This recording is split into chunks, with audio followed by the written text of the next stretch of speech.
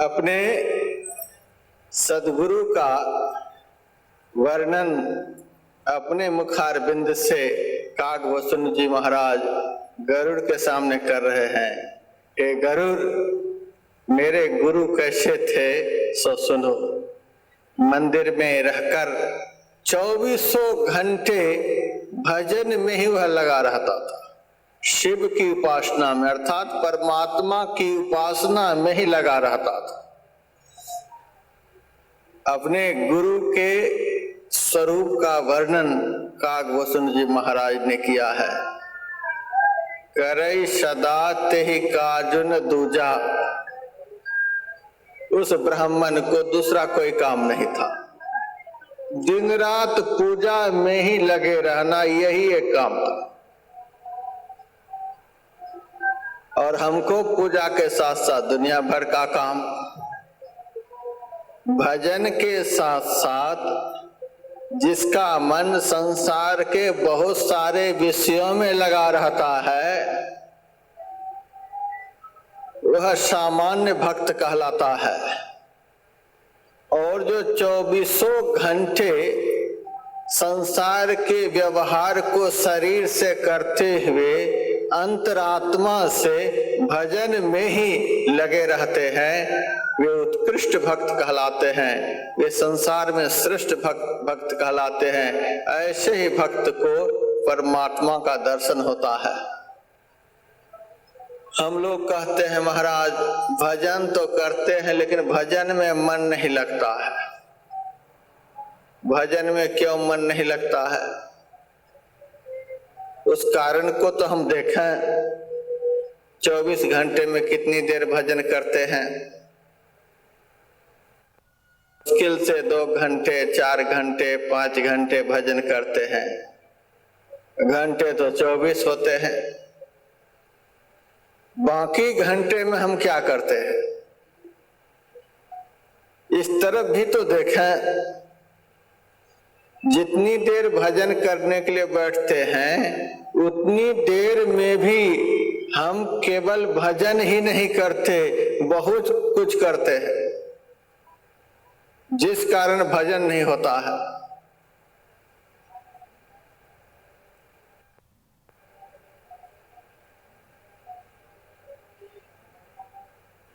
प्रत्येक भक्त अपने अपने भजन का अपनी अपनी आत्मा से दर्शन करें। हम 1 घंटा के लिए जो भजन पर बैठते हैं उस 1 घंटा में लगातार अनवरत रूप से मंत्र का जप होता है। उस 1 घंटा में लगातार इष्ट के रूप का चिंतन होता है। उस 1 घंटा में लगातार दृष्टि और मन स्थिर होता है। जब 1 घंटा में भी हम लगातार भजन में लगे नहीं रह पाते फिर तो 24 घंटे हैं। भजन नहीं बनने का कारण यही है कि जितनी देर के लिए हम भजन में बैठते हैं उतनी देर भी अनवरत रूप से भजन नहीं कर पाते।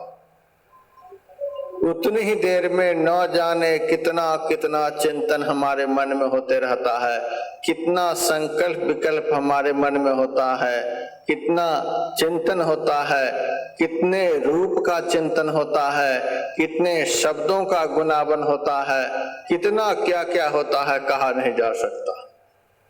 जो ठीक ठीक भजन करते हैं उनको पता चलता है कि 1 घंटा के अभ्यास काल में कहाँ कहाँ मेरा मन जाता है, कहाँ कहाँ हमारी वृत्ति जाती है, क्या क्या मेरा मन करता है, कहाँ कहाँ से मन क्या क्या चिंतन करके लाता है, उसको अनुभव होता है।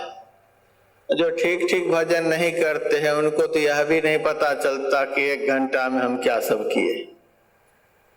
जो अच्छी तरह से अभ्यास करते हैं वे कम से कम अपने मन की स्थिति का निरीक्षण तो कर लेते हैं कि 1 घंटा में मेरा मन क्या सब किया।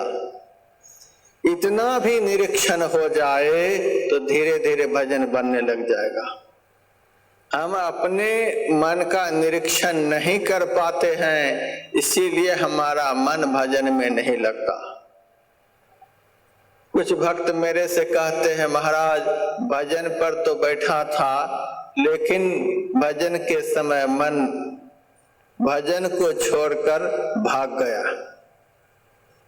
मैं उनसे कहता हूं, मेरे से ऐसा कहने वाला तो बहुत भक्त मिला कि भजन के समय मेरा मन भाग जाता है, लेकिन ऐसा कहने वाला कोई नहीं मिला कि महाराज मैं रोटी खा रहा था, खाते खाते रोटी हाथ से छूट करके भाग गई। कोई कहता है, महाराज मैं गिलास में पानी लेकर के पी रहा था, पीते पीते गिलास हाथ से छूट करके भाग गया। महाराज मैं साइकिल चला रहा था, चलाते चलाते साइकिल छूट करके हाथ से भाग गई।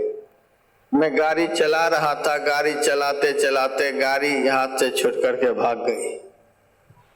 ऐसा कोई नहीं कहता है, लेकिन भजन के समय मेरा मन भाग गया यह कहने वाला बहुत मिल जाता है। रोटी हाथ से छूटकर क्यों नहीं भागती है? पानी छूटकर हाथ से क्यों नहीं भागता है? साइकिल छूट करके क्यों नहीं भागती है? गाड़ी छूट करके क्यों नहीं भागती है? कारण क्या है? हम रोटी को तब तक पकड़े रहते हैं जब तक कि उसको मुंह में नहीं घुसा लेते। हम पानी के गिलास को तब तक पकड़े रहते हैं जब तक कि पानी को अच्छी तरह पी नहीं लेते। हम साइकिल को तब तक पकड़े रहते हैं जब तक कि निश्चित स्थान तक पहुंच नहीं जाते। हम गाड़ी को तब तक पकड़े रहते हैं जब तक मंजिल तक पहुंच नहीं जाते। इन सब को पकड़े रहते हैं जब तक उनसे पूरा काम नहीं ले लेते, तब तक उनको पकड़े रहते हैं। लेकिन मन हमारा भाग जाता है। इसका मतलब क्या है? हम भजन के समय मन को पकड़ कर नहीं रख सकते। हम भजन के समय में मन को छोड़ देते हैं, मन के ऊपर निरीक्षण नहीं कर पाते हैं, मन को अपने लक्ष्य में ठहरा कर नहीं रख पाते हैं, मन को भजन में नहीं लगा पाते हैं, हम ढीला छोड़ देते हैं। कबीर साहब कहते हैं, कहे कबीर टुक बाग ढीली करे, उलटमन गगन सो जमी आई।